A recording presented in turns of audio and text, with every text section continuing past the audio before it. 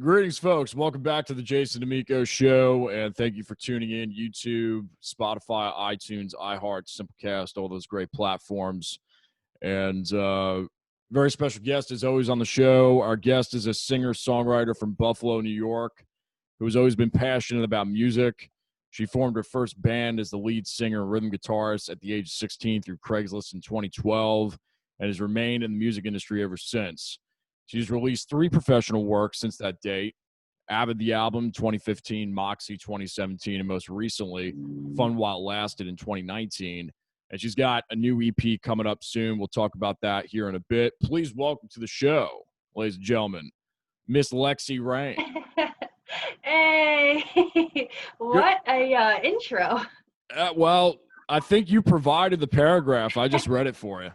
I didn't expect you to read the whole thing, so I'm glad you did. Believe me, that's nice and quaint compared to some of the Oh, other ones that people have sent.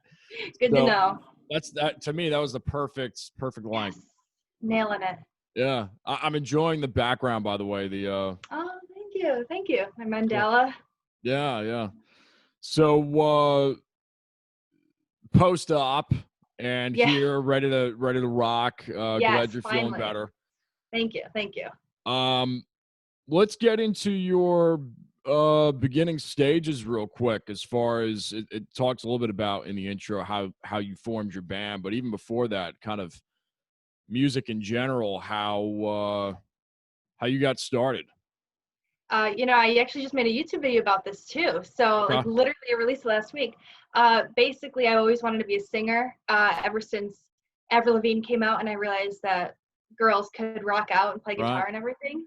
So I pretty much followed in her footsteps, learning guitar, and I hated guitar at first, so I quit for like 6 years, and then Oh, I wow. picked it back up, and that's when I started the band and everything. So, yeah. Major influences for you. You mentioned Evra, maybe a couple others. All Time Low, 21 Pilots, Panic at the Disco. I feel like they're all unique and have that weird like pop punk alternative style. Right. So probably all those together.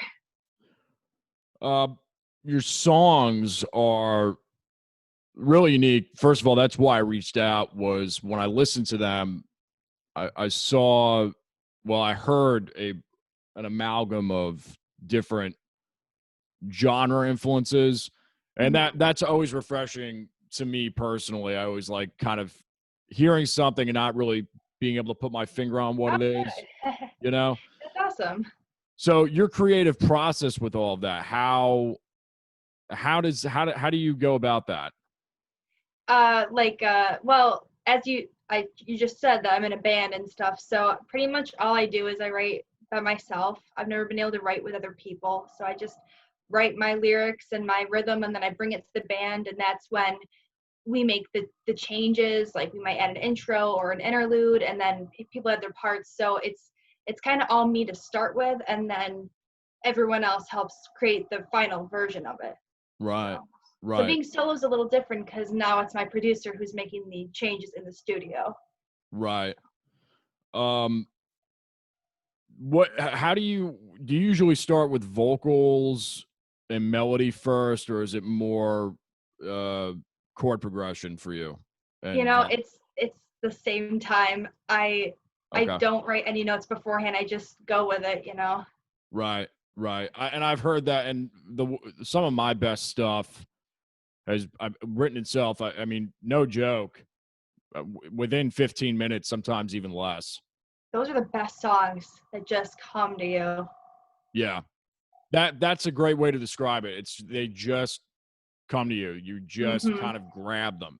And Yeah. there's a real urgency sometimes where if you don't get it, it's going to get lost. Yes. My voice memo on my phone is full of songs that I will never look back at because I got the greatest chorus idea, but I could never do anything else. And now it's been weeks, so Right. I But it's feel good to that. have that archive and that log, because Yeah. sometimes you may go back and it's applicable Yep. even months later, or sometimes you just change the key and it'll work Yep. in something else. That's great. I love when you can do that. Yeah.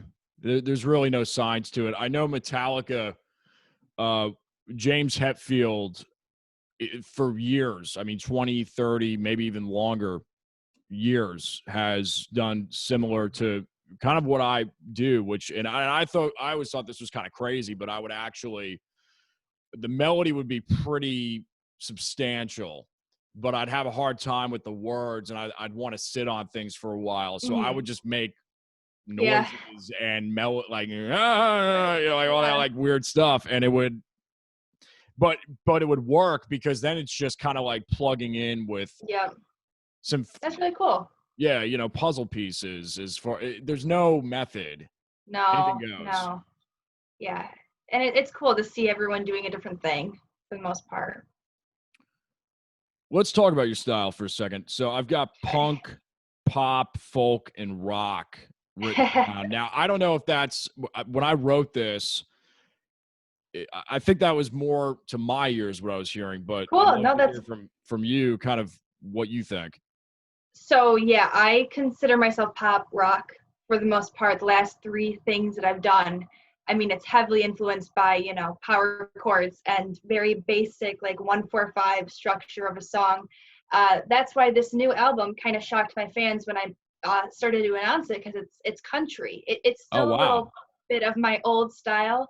Um, I just played it for my friends yesterday, 5 songs, and 2.5, okay, 2 are fully country, 2 are pretty pop rock, and then the one is like a mix. And so it's Mhm. like my crossover album into a different genre. So I'm seeing what else I can do. I'm trying not to get tied to just pop rock. And what's the name of this EP? Guilty. Okay, cool. And that has dropped already or is about to drop? No, June 20th. Okay, great. We'll have I this wish out I by could then. have. Yeah, I've been trying to make more announcements, but with everything going on right now, it's hard to do anything on social media. So Right.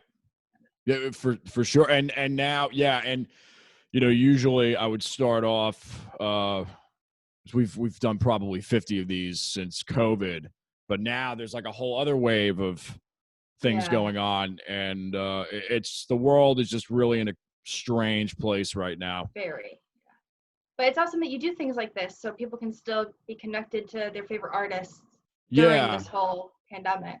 Yeah, and that was kind of the reasoning behind keeping it going via Zoom. I told somebody on the show weeks ago, I never was going to do this on Zoom. It was always going to Yeah. be in this room in the studio, multi HD cameras as we had done it in 2019. But the content just was going to be impossible to create unless it was virtually. So Yeah. But it's the next best thing. I think it's great. yeah, and it's just adaptability, and we're here. Exactly. It's I mean, I good to did have you. most of my CD through Zoom. Wow. My producer and I, we did the main vocals and the main rhythm. Everything else was done through Zoom. He had his drummer come in. He had a makeshift studio where he didn't have to talk to anyone, and so everything. And this is releasing a month early because we had so much extra time to focus on it Wow. through Zoom meetings. Yeah. So Wow. yeah, I'm very excited. It wasn't supposed to be done until the very end of June, and then the release show was July 18th, and it got canceled. So everything's virtual now. Now, do you have any shows on the books at all, or are they all? Just live streams. Yeah. Yeah. Yeah. Yeah. Well, it's the same for me. And the Yeah. stuff that I have, I don't even know if it's going to happen because it got rescheduled from March or April to September, October. Yeah. But even now, I don't know if it's going to happen. You're preaching to the choir. I'm moving to England in fall. Oh, Um, wow. yeah, August 14th is my move date. And so all my shows for early spring, they were like, okay, we'll move it to October. And I'm like, I'm not going to be here. Like, Mm. I'm in the works of getting a visa and everything filled out. So this world is crazy now. Well, that's interesting. What prompted you to move to Europe? Is it for opportunities then? Well, so I toured there last autumn. I spent like the whole month of October living there, and I toured everywhere that I could.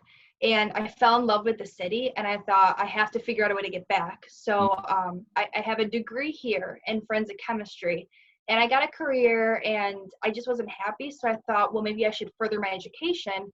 And they have a program out there, forensic psychology, that I've always wanted to do. So I thought, all right, I'll move to that city because the music scene is way better. In 1 month of living there, I got more fans and popularity than in my 8 years of Buffalo. Wow. Like their music scene, they support each other. They actually share. They come to shows.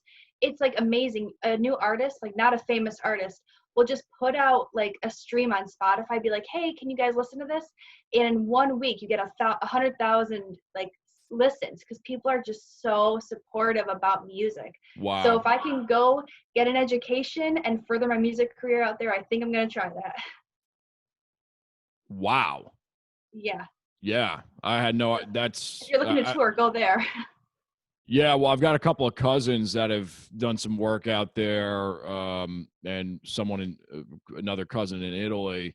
And yeah, no, that's crazy. I mean, I know I've heard of Europe being a good place for organic, blues, rock rooted type music. Yeah. And I know Hendrix, even 50, 60 years ago, he went to Europe, and that's where things really started taking off for him. Yeah. That's what a lot of artists do. And that's also another thing. Their style of music is so low key, mellow. I think in my entire month there, I only saw one person use a guitar pick because everything they do is finger like picking. So when I would go follow or be in between two people, and I'm very clearly pop rock and playing like my Avril Lavigne type songs, it's like then I stood out even more than I do in Buffalo where everyone's the same kind of genre. So that's probably why it also helped out there. Interesting. Really interesting. While we're on that point, you have a blog. You have a vlog. We'll be more specific. The Not Yet Famous, is that what it's called? Nope, still not famous. Nope, still not famous. I apologize for that. Fine. I think it's great. I saw a couple of episodes, and because I actually had a couple of questions about curation, and I was just like, all right, let me just see, kind of like the Spotify Indie Bible, and let me see what this is all about. You had some interesting perspectives on that. Yeah, but I'm actually affiliated with the Indie Bible now because I got so many people to buy it that they offered me like a program deal where I make money off of every sale. Wow, very cool. Yeah, very cool. Yeah. Well, I wanted to ask you about the vlog and kind of because you're a content creator as well, and just your YouTube experience thus far, and just thoughts on putting out being a news blaster of your own right 24/7. Yeah, it's and one way it's so great nowadays with all these different platforms, but it's also so oversaturated by other people. It's hard to stand out. So I quit my job last year in June. I just quit it to be a musician. I was like, I'm going to solely dedicate 6 months of my life to promoting my album and touring and just really see if I can make it happen. Right. And it didn't happen for me, unfortunately. But I got out of that experience with so much to say. And my mom thought, well, maybe you should like start telling people what you know. And I was like, no one's going to care about that. But I started making this vlog, and it's done really well. I mean, I'm not getting thousands and thousands of views, but people are actually finding it helpful, and they're downloading things that I talk to them about, and they're asking questions. And it makes me feel good that, maybe I can help someone else on their journey to become famous. Well, I think you're well on your way. I mean, I'm not gonna it's hard to say like during a pandemic, but I think you need to keep going down the path that you're on. Oh, thank you. I'm going to do all I can. That's all you can do. Yeah. Real quick, I want to talk about your lyrics. I think they're amazing. And it takes a lot for me to say that. And not that means anything, but lyrics to me are very gray area as far as coming up with something that is relatable, but not redundant or predictable. Yeah, you're right. And I feel like you're accomplishing that. So I just would, just love to hear your thoughts on, is that just kind of like what you do? Do you put thought into it? Yeah. Lyrics make the song for me. When I'm on the radio and I hear a stupid lyric, I shut it off. because that's what I listen to. I listen to lyrics first, then probably the guitar. Wow. My mom's a writer. She's an author, so she is very good with words. So what happens is I will write a song and then I show it to her, and if something doesn't sound very good, she'll be like, oh, like don't use that word, or that's like I repeated a word or something. So I pride myself on my lyrics because I really try to make them unique. And now it's gotten to the point where I show my mom a song and she is like, wow, that was already perfect. Like you didn't have to do anything. But yeah, and what you said earlier about filling in the song with kind of mediocre lyrics or like just sounds, that's what I do. And I will not show anyone until I think it's Right. perfect, you know? Right. Yeah, so thank you. I'm so glad that you like my lyrics because that's really, really a big compliment to me. Oh, of course. Yeah. Entrepreneurship, which I think you could have a couple of interesting insights about. A lot of on this show, we've had, I don't know if you're going to be post 100 episode marker or just shy of it, but we've had about 100 folks on at this point. And I keep seeing the same thread of entrepreneurial pursuit and just grinding it out. Again, no general question, just opening up the floor for your thoughts Yeah. and Oh my just gosh. what you Yeah. think. That being a musician is completely about the business aspect. I mean, it's not like you can just be a good singer or, you know, play guitar well and then someone will find you. I mean, it's building yourself up from the ground. And that's what I talk about in the Nope Still Not Famous series, because I'm on my 4th album. And I think for the first time, I've got it right. I have learned from the 3 past, I don't want to call them failures, but like the first one with the band, we bought all the merch and then we had a terrible release. The first solo album I did was only digital, terrible. The 3rd album that I put out was Fun While It Lasted, and I had a huge release show. I bought hundreds of dollars of merchandise, but I didn't promote it well enough. So for this new album, I've already gotten 7 podcast/blog reviews already in the works. So they'll all release either before or after. So for the first time, I'm getting on radio stations the day that this releases. And I think with all the, you know, things I've learned with the algorithm of Spotify, this will do the best I've ever done. So but there's a lot to think about and you don't know right away. It just takes years of trial and error. Yeah. I got plenty of that. So you and I both. You and I both. I want to ask you your best and worst gig experiences. And if you don't want to use any names, that's fine, but it's always fun to hear a couple of stories from folks. Okay, so the best one I can think about right away, we won a huge Battle of the Bands contest, my band and I. Well, okay, you know, I'm going to talk about my personal solo experience. So never mind, I'm going to take the band up because the band kind of dissolved. We went through 19 band members to keep that band alive. Wow. It was awful. So my best experience was when I was in England. I performed at Newcastle upon Tyne. I had booked a bunch of shows from America, obviously.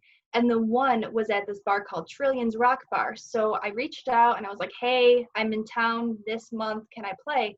And they said, well, we are having a Foo Fighters tribute band play on this night. Let me ask if they want you to open up for them.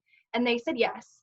So I walk into this bar and it is full of like, everyone had piercings, tattoos, Harley Davidson jackets. Like I did not belong there. I'm coming in with my red dress and my boots and my blonde hair like I did. And on my set list, I had a couple of like, I had a Taylor Swift mashup.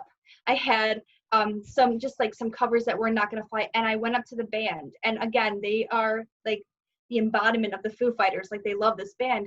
And I was like, are you sure you want me to open up for you? Like if you don't want me to anymore, they're like, no, we listened to your stuff. We loved it. And I went on stage and everyone, like, I mean, it was crowded. I've never played to a more packed bar. And everyone afterwards said that they didn't expect such a big voice to come out of me. They were so surprised by my originals. They loved them. And it was like the best show I've ever had because I didn't belong, but I still won over the whole crowd. So that's great. It was, yeah. And my worst experience, I'm going to say, was probably my second performance ever. I was literally taking my guitar off stage, and another band member from another band came over to me. And this was a big band in Buffalo. I won't say their name, but Sure. the lead singer came up to me, and I'm expecting him to say like, "Oh, good job, Lexi." And he looks at me, he says, "Come here." And I said, "Well," he's like, "I've got some tips for you. Your stage performance sucks." And I was so brokenhearted. And I took that moment, I took his notes, and I took that moment, and I decided that I was going to be the best performer in the world. So I have gotten so much better in the last 6 years, to the point where in that last video on YouTube, I showed my previous performances compared to now. And even in the comments, they're like, "You've gotten so much better. Like, you own the stage now. You're so confident." So that was my worst experience, but I did learn from it. So Right. Could have yeah. been a little bit more tactful in the approach. Yeah, because if you're not famous, I don't think you should be giving anyone else tips, you know? Like, you're still a Buffalo band. You can't be much bigger than I am, but I Yeah. learned. Yeah. Yeah. Or it just could have been presented, in a way, Yeah. Not when I'm right off the stage. That crushed me. yeah. No, we've all got those stories, and Mhm. it's good to know that you were able to flip it into a positive. Yeah. Yeah. I want to talk about your uh what your thoughts are with the world the way it is right now, future music business. Um yeah, Not looking good. right. I'm so excited for this new EP. My mom keeps saying that, because she's my biggest supporter. She keeps saying that this is the thing that's going to make me big. And I thought, but honestly, is it worth it to get big right now? There's no AMA. There's no like awards this year. When is that all going to get back? So I think it's actually I'm glad people are releasing music, because people are home and they're able to stream it. And I think that like digital, digitally people can get famous, but to get big right now, I think it won't happen, because where are you going to perform? The Tonight Show? Like, it kind of sucks for aspiring artists now. What are But your thoughts on I'm assuming you're self-managed right now? yeah. Okay. What are your thoughts on that? As far as try like building a team and doing that whole thing. Well, I personally like being self-managed, because like obviously I've done everything myself. Like, I had to learn how to build the website and code it. I had to figure out like how to make a logo and trademark myself, how to put myself on platforms. And I like that I didn't have to get permission from anyone, because I've gotten approached by a couple of record labels who are, one from Canada, I'm specifically thinking. They said that they were going to sign me, and they sent me over a contract, and in it said, "We have full use of your trademark, and we can use it for any advertising." And it was like one of those contracts where you couldn't get out of it, you couldn't work with anyone else. And I like the freedom of being able to play whatever show I want, live Right. stream whenever I want, post whatever. So I don't know. I think that I don't know if this answers your question, but I like self-managing, because if I were to get signed and have a team doing everything for me, I feel like I like being in control of what I do, and I have a lot of fun with it. So I don't know. But famous is the dream still. Hopefully that happens. No, that answers the question for sure. Okay. It but I mean I bring it up. I don't think I've really brought it up that specifically before. I don't know why I'm bringing it up now. I know that you're doing a lot of things in house. I've had both worlds, so I've Yeah. personally done both. I've had the team kind of like doing a lot more, and right now I'm doing things more on my own. And there's just pros and cons. Oh yeah, for sure. Pros and cons with either one, and then just trying to weigh out the options of continuing down which road. And I'll say this, like, relationships, and feel free to chime in, they're just so crucial in this industry, more so than and I hate to say it, more so than the actual content itself at times. I don't Yeah, know if you feel the same way. I do for sure. Yeah, That's I just a mean, trend.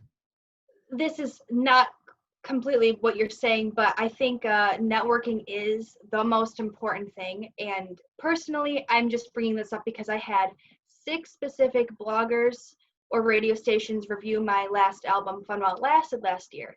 So it was so nice for me to reach out to them again and say, hey, you did this for me last year. I've got new content. Do you want to review that?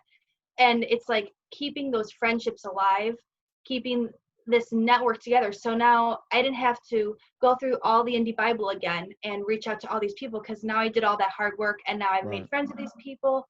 So yeah, it's sometimes people could care less what you're putting out there. They just want to, you know, see what you can get them. Well, the new EP is very exciting. What was there a concept behind Yeah. it? And if so, if you want to elaborate a little bit. Okay, so I actually, funny enough, I had a interview today with a Canadian radio station about this. They are a country station. This is a country album. So I told them the same thing. I said that 5 songs, 2 songs are like in your face country. 2 songs are, you can definitely hear my pop rock roots. And then the fifth one is like, it's a little bit in the middle. But I always say I love Taylor Swift, and she had one album, her 4th album, that was half country, half pop, and it didn't win any Grammys because you can't put that kind of album in a, Right. you know. So will this be my crossover album into full country? I don't know. But country is something that I've always loved, but Buffalo does not like country.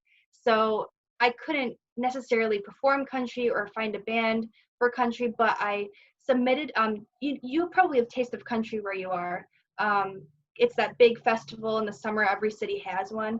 So Taste of Country Buffalo, they had this contest for 6 finalists to play with Lady Antebellum this summer. Mm. And I had one country song on YouTube that did really well, but I thought, you know what, I'm going to just submit it, see what happens. And I was one of the 5 finalists, and Wow. I did not win, but I'm glad, because with all this COVID thing, it wouldn't have happened anyway. Right. Right. So that was kind of my opening up to, wow, maybe I can do country. And my music video that I'm sure we'll discuss, but it's the single for the album. It's called I Don't Want Your Man. And I'm giving a lot away, but there's this couple in New York City, and the guy of the couple, he comes to Buffalo, play some shows. I go to New York City, play with him and stuff. So he got this girlfriend who hates me, never met me, and I got so mad one day that I went home after work, and in 10 minutes I wrote this song, and it's called I Don't Want Your Man. It's all about like, girl, like, I'm glad that you're intimidated by me, but like, I don't want your man. I'm confident with that one, and maybe you should be too. So I wrote this song in 10 minutes, and I FaceTimed my mom, and she doesn't like country at all. So she's like, wow, it's really country. And I thought, you know what, it is. And it's such an angry song that I'm gonna make the entire album country. And every song is about guilt. So either I'm guilty of something, this girl's guilty of something, my ex-boyfriend is. So that was the whole concept. Long story short. Well, let's talk about the music video. So Oh, yes. I didn't I saw a few ones like No. What the Lonely People Do and He Says She Says, some of Hmm. those. Yeah, it's coming out June 13th. Okay. Very excited. So we're in quarantine, and I thought, well, what the heck am I supposed to do? Right. Because that What the Lonely People Do video, I had 14 members from New York City come to Buffalo to film it for me, and I can't do that because it's social distancing. So I sat around and I was like, well, what song can I make a video for? And a couple of the best songs are so literal that you can't make a video for it, because it's like, Mm. um, one is like, I came to this bar because I knew you'd be here. Like, look at what you're missing. Like, what am I supposed to do for that? Like, literally be in a bar with. So I thought about something that could be kind of tongue-in-cheek country. And my uncle has a Corvette from 1980. And I thought, well, why don't I drive that around singing my lyrics? And then it'd be like a cool kind of like country-ish video. But then we thought it was stick shift. So I thought, I can't drive that. And my mom's idea was to get a green screen and just edit in shots of me driving in the desert, driving past horses. So I'm really excited about this video because it's going to, I'm in a cowboy hat, like it's definitely country, but then at the very end you pan out and you see that the car is just next to a green screen and I wasn't driving the whole time.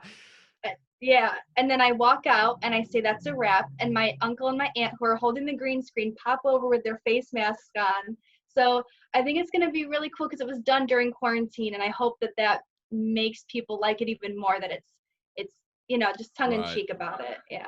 So That's great. That's great. yeah, I'm really excited for that one. That's cool. We'll be looking forward to that when that comes out.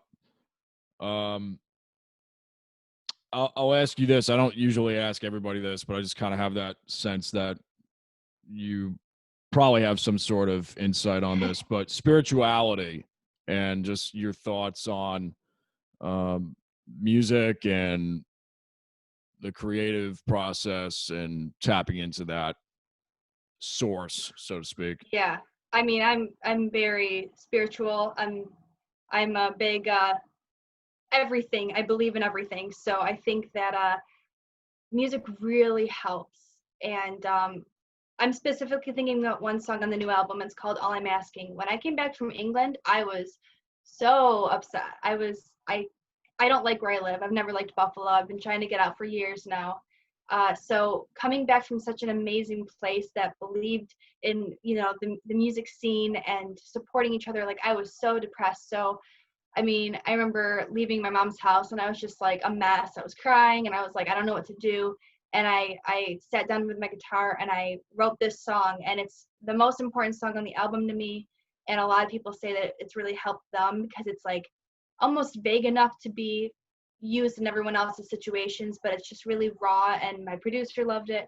So I think that, I mean, for me specifically, like whenever I finish writing a song, it's like that emotion kind of lifts off of my shoulders, because that I don't understand how people don't like music or who don't care about it. It's crazy to me because it's like that's all I do. I'm always listening to music. I'm always writing it.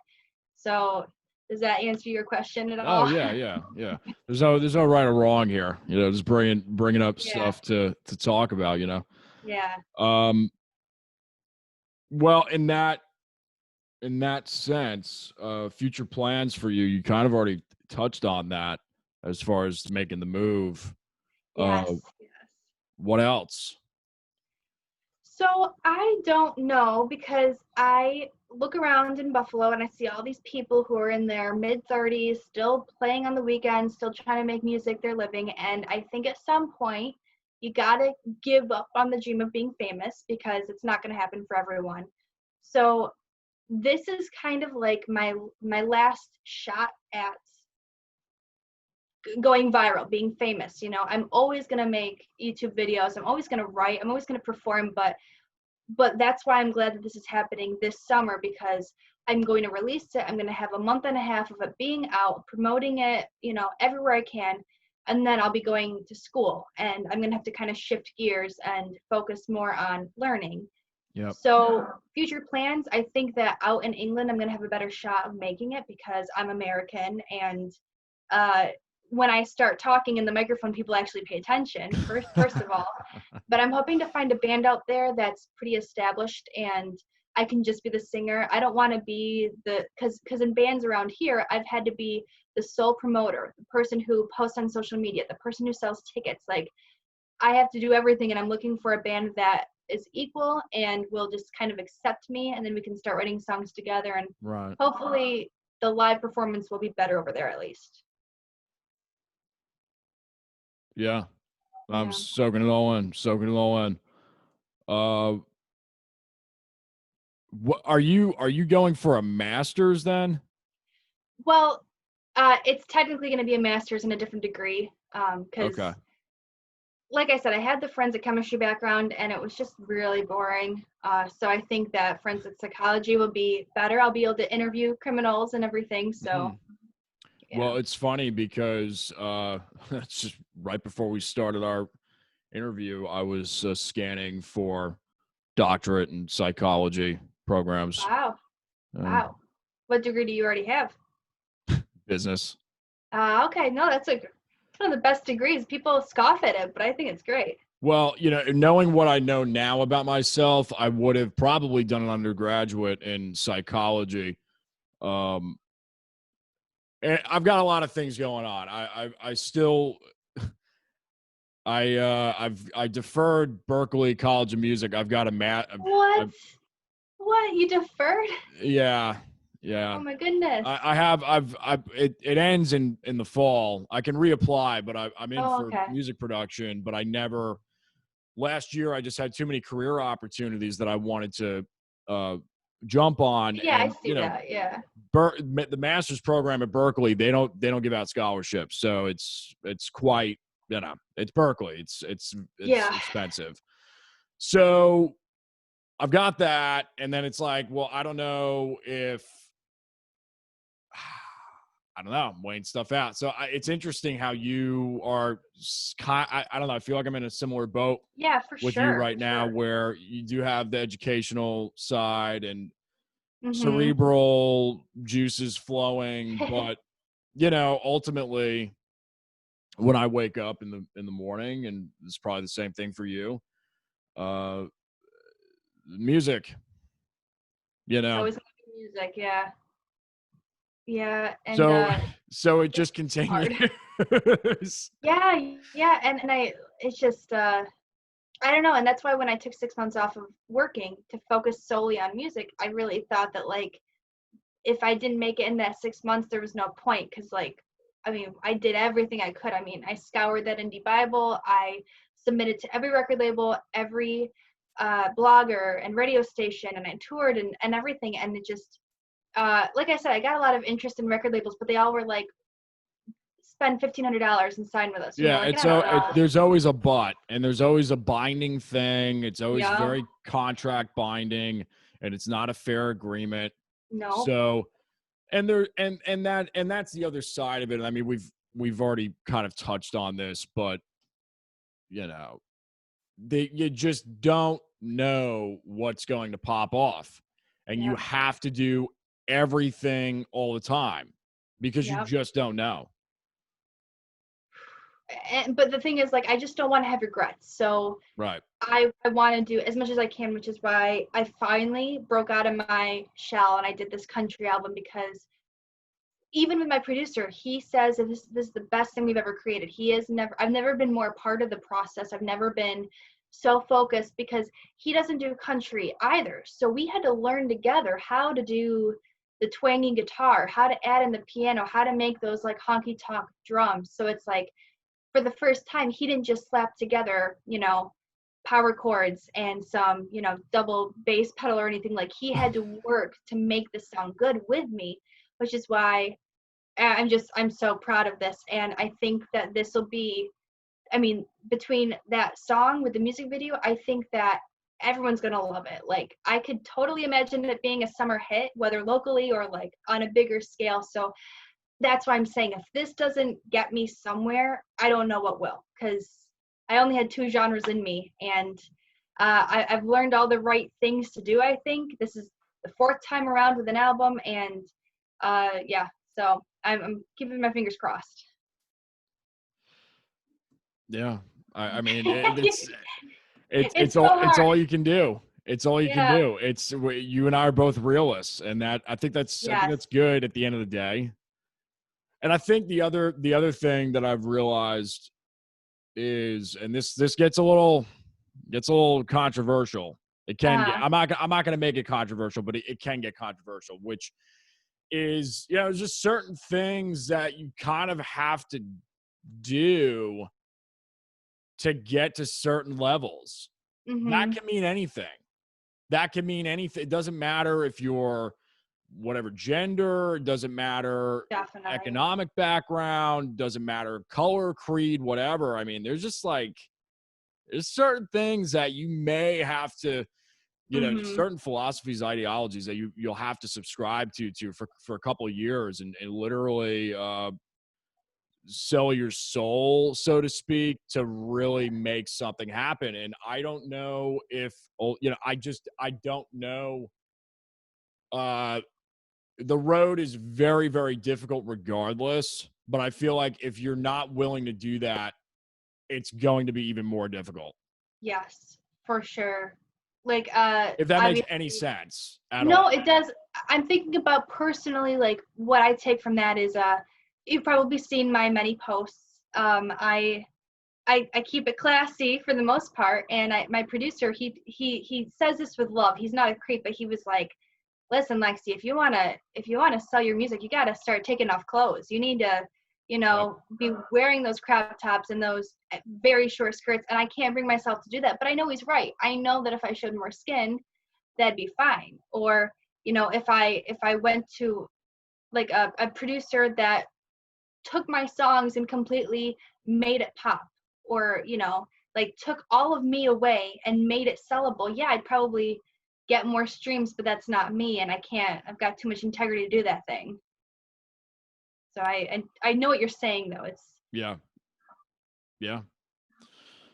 Well, uh, that's pretty much it. I've got a fun little thing I like doing at the end. I call it the shootout round, and I just say a word that's like industry related to the guest, and you just fire a word back that comes to mind. oh my goodness. Okay, I'm gonna suck at this. That's what the people that say that always do very well. So All right. vocal. Warm-ups. See, you're already doing very well. Guitar. Solo. These are great answers. Piano. Riff. Wow. Bass. Guitar. Look how quick you are. Live. Music. Studio. Recording. Song. Ooh, that one tripped me up. Melody. That's good. I'll throw in a couple more. Lyric.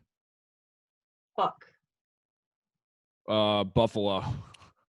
Oh gosh, wings. I don't even eat meat, but I know that one. It's funny. We have a neighbor. I'm in North Carolina right now. Yeah. And I have a neighbor that's from Buffalo. And apparently her, like, maybe it's on her husband's side, like her father-in-law or somebody helped create or really got the buffalo wing thing Whoa. started. That's a legacy. Yeah. People come in from all the time. They're like, I know you live here, but we have to go. Duff's is the big thing in Buffalo. Maybe your neighbors talked about that place. It's like the number one buffalo wing place in the world. I'll have to ask her next time I see her when she's walking the dog or something. Yeah. Yeah. And we'll talk more about chicken because I do have questions about the chicken up there. Europe. United Kingdom. Pizza. Logs. Chicken. Wing. All right. And I'll ask because this is the last question that I always ask everybody, and then we'll talk about chicken. Okay. If you could go back in time to your 15-year-old self, knowing what you know now, what would you tell her? This is gonna sound so stupid, but I know the answer because I started YouTube back in 2008, and I was terrible at it. 2008, I was 13. Yeah. So I would tell my 15-year-old self to keep at it because Justin Bieber's going to get famous off of YouTube. And so is Tori Kelly. So, like, plug away and do those covers because back in those days, you got discovered off of that thing. Yep. Yeah, I same thing, at the time it was, it is what it is, but it's, when I think back, I wanted the presentation to be really good, and it just doesn't matter anymore. You're right. So yeah. But another thing I would just say, just don't give up because you just never know. And that's the thing. That's the thing is that no matter what, because you and I have we share a lot of similarities in this. Like we're hustlers, but we're realists. Yes.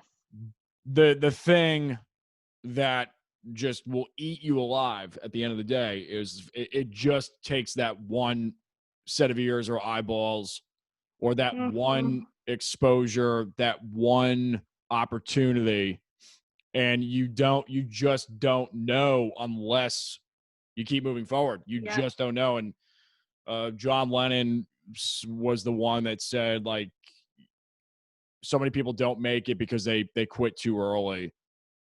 And he's right. Yeah. Oh, I believe you. I've wanted to quit so many times.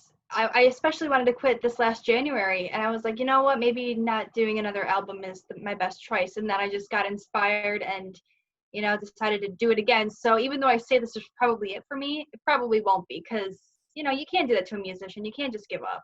No, can't. Yeah. So chicken. Chicken, yes. I have not eaten chicken since 2006. Yeah. I was vegan for 10 years, and then I switched to vegetarian, and now I eat seafood. But yeah, so chicken. Well, there's not much to talk about then about chicken. Yeah, I don't even know how it tastes anymore because I've had so many substitutes, but I know what other people say is that buffalo is the best chicken. So Right. we got Chevette's chicken, we got the buffalo wings. I haven't been to Buffalo yet. I've lived for years on and off in New York City area and just north of there, about an hour north of there. But have not been to Right down Buffalo. in North Carolina. I'm from North Carolina. Oh, yeah. Gotcha, So my gotcha. my parents, both sides, Italian, American, Sicilian, all that. I'm Sicilian too. Oh, cool. I don't look it, but I am. Yeah. Well, sometimes my mom is like just stupid blonde, like intelligent, but blonde, like just bright, stupid blonde. And Italian. So it happens. It happens. For sure. Yeah. Cool, But yeah, that's so that's where my family's from originally, and job opportunity brought my dad down in the early 90s. Both my parents down in the early 90s, and I was born here right after they moved, and all my family pretty much is in New York, though. So cool. Yeah. Wow, that's but I haven't been to Buffalo yet. North Carolina, and then just go to the big city. Wow. Well, and here's the crazy thing. So I graduated last year, and I probably said this story a number of times with other guests on the show. So if anybody's listening, sorry. I'm sure they love it. I went to New York for years when I was in college online and getting my degree. And even before that, like, because I'm an actor as well. So half of what I do is in that field, working both those careers, music and acting. So a lot of opportunities, and, it's New York City, obviously. Yeah, for sure. And I made plans because of opportunities, made plans to move, and was going to take the full studio, whole music studio, everything. I had everything lined up, and there were a couple of contracts that I was going to sign, and one of them, just something got changed in negotiations, and I just didn't feel 100% comfortable with signing that. And by the time that I made the decision to just kind of like let that sit for a week or two and just marinate on it, COVID happened. So in a way, it was definitely a blessing in disguise that kind of hiccuped, because I would have literally moved everything and this would have happened. And now all this other stuff is happening. And it's just a shame that I don't see New York City really bouncing back after this until 2021, 2022. Yeah. So initially for not immediately signing that, like, short, quick story. Sure. I I had dinner with an executive from Warner Bros. And he was talking about how Wow. he could help me get famous. And he said, I could see you flitting around the stage and, you know, sequin outfits, doing choreographed dance moves like Taylor Swift. And he was just like embellishing. And I was like, but what can you actually do for me? Because like I book my own international tours, I build my website, I post every week. And he didn't have anything to say. And he was like, trust me, if you sign with me, I'll make you big. And I had to walk away. And Wow. because a lot of people are just very, like, if I was 18 and I got approached by him, maybe I would have been dumb enough to fall for it. But a lot of people just see stars in their eyes and they're like, any way to make it big, I'm gonna do it. And they don't think about reading the contract or what it's really entailing. I mean, we just saw what happened with Taylor Swift and her, you know, 10-year long contract, and now she can't even have her 6 first albums. So it's crazy. You know, you really Wow. gotta think about things before you just follow your dream blindly. It happened with Billy Joel, you know, back in the day. Really? I didn't know that. Yeah, yeah. That's why there was a gap between The Stranger and Piano Man. There was like a 3-year gap. Or I'm sorry, wait a minute. There's a gap between Piano Man and Cold Spring Harbor, which was actually my favorite. His first album is one of my favorites of his. Yeah, very, very. sure. I think you would like that one a lot. Yeah, I don't know a ton of his discography, but I like the big hits, obviously. Yeah, no, definitely. I'll send you a link. Yeah, for sure, for sure. You'll definitely like those songs. This has been good. Do you have any other last words? Anything you want to say? For the people who are watching this, obviously go stream my stuff because when will this come out? Probably after June 20th, right? What's it now? The 3rd? Yes. Yeah, next week. Oh, okay, cool. Perfect. Next week. Yeah. Yeah. We'll get it. Yeah, it'll be out before the 20th. Okay, well then they should pre-save by that time because I've never done a pre-save, but I'm gonna do it this time. So cool. Yeah, cool. So thank you for having me on. This has been amazing. Of course. Yeah. Thanks for coming on, and we'll have your information in the description box below on YouTube and on the sides for Spotify and iTunes and all those. Yeah. How exciting. This is probably the best like interview / dialogue I've ever had with someone. So wow, that's great. I'm happy to hear that. You're I awesome. started this last year. This show is only maybe 9 or 10 months old, and I started it really just as an auxiliary little thing. Yeah, because you get to promote yourself while you're helping other artists. So it's, you know. Yeah, you can. I mean, it's for me, it's just more of the connections that you can make and just having good dialogue for folks. And there were a lot of moments in my career thus far where like, man, I just wish I had like a really good space to just talk for an hour and a half. And that's just kind of hopefully what this is. Yeah, and that's awesome. I've seen your other stuff with other artists, and that's why when we had to reschedule, I was like, I really hope that we can make it work because I want to be on the show. So. And we're here. We got it in. Look at us now. Hour in, man.